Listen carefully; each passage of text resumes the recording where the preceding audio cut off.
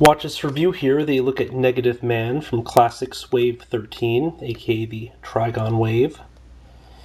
For those of you not familiar with Negative Man, he is a Doom Patroller or Doom Patrolsman.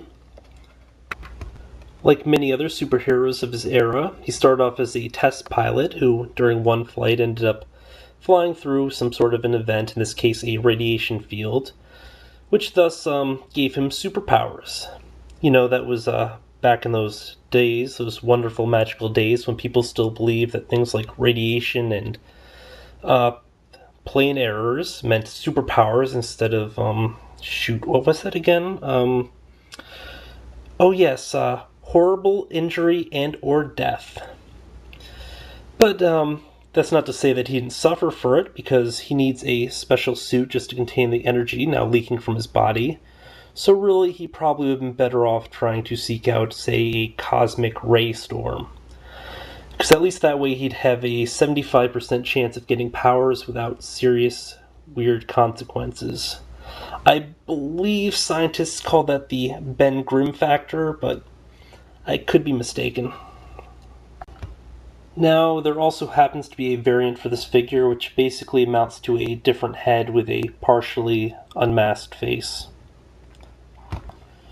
I mean, sure, other companies might have given us like a mask portion to fit over it, so you'd kind of have both effects in one, or even say a swappable head, but Mattel goes the extra distance and gives us a separate figure to buy, so thanks Mattel, thanks. Out of the two, though, honestly, I do prefer the masked version, and luckily that was the one I got. But hey, I've wasted enough of your time, so let's finally get this open.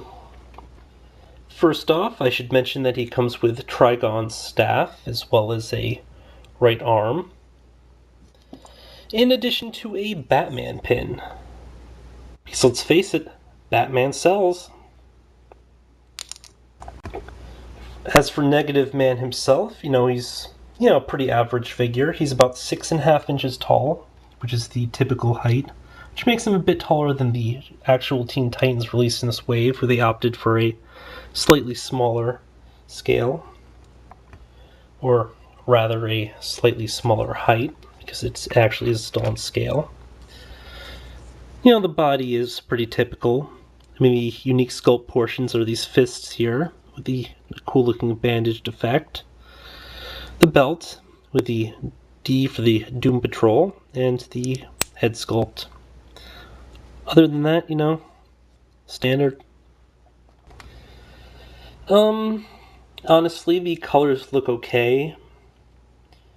Character sculpt, which basically just amounts to the new head sculpt and stuff, also looks alright. But it's something you kind of need to be a fan of the character to really enjoy, possibly. I don't imagine a lot of people would pick this up and be, yeah, Negative Man, yeah. They'd probably be a bit more negative and think, oh, I'm buying this guy just to get the pieces, but personally, I've read a few Doom Patrols since I first started collecting the DC Universe Classics, and I gotta say, I do like some of the members of the Doom Patrol, so, they're kind of cool. In terms of articulation, it's just basic stuff. Rotating wrist, single joint elbow, rotating bicep, normal range of motion with shoulder. Head, for whatever reason, doesn't seem to go back as much. I guess it's just because the sculpt doesn't go much forward much either. Just the whole bandaged effect, you'll notice that it doesn't really have as much of a chin, as opposed to, say, Nightwing over here, where you have a clear level of separation. No such level of separation here. We have a ab/diaphragm joint, rotating waist, which I occasionally forget to point out, although it's pretty obvious. And then the standard leg, rotating thigh, single joint knee, single joint ankle. So yeah, although he's probably nothing spectacular, it's a good serviceable use for this mold, and with the paint and everything, I mean, it doesn't look as blatantly recycled as some of the other figures have been in the past, so it's a definite plus. You'll also notice that there's some detailing along the belt itself, little notches and scratch marks. Kind of cool. Would I recommend this guy? Well, let me put it one way. Well, first off, Trigon does need an arm and a staff.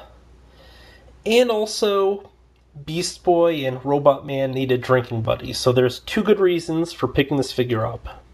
You know, I do somewhat recommend him. The other really cool thing, too, is the fact that he doesn't have that really stupid hip issue, it looks like. I mean, previously, some of the more recently released figures had like some sort of a gap between where the groin area met the thighs, so no such error there.